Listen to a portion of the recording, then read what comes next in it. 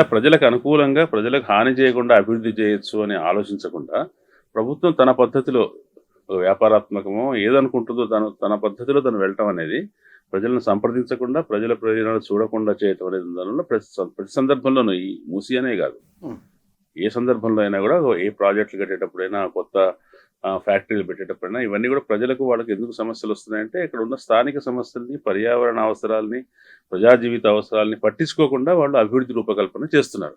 అది ఎట్లా అభివృద్ధి అవుతుందనే ప్రశ్న వస్తుంది సహజంగానే.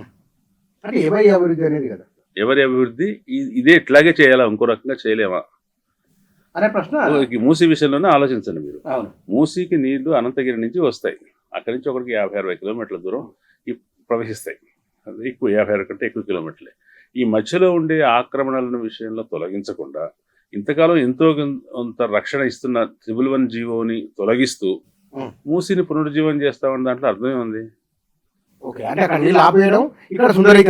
ఎందుకంటే అక్కడ నిర్మాణాలు చేసిన వాళ్ళందరూ పెద్దవాళ్ళు, పలుకుబడి కలిగిన వాళ్ళు కావటం వల్ల దానికి రియల్ ఎస్టేట్ వాల్యూ ఎక్కువ ఉండటం వల్ల ఆ ట్రిబుల్ 1 జీవో సాధారణ నిర్వీర్యం చేసేసి అక్కడ నిర్మాణాలను అనుమతిస్తున్నారు. అనుమతిస్తే అది మూసీ నదిని చంపేయటమే.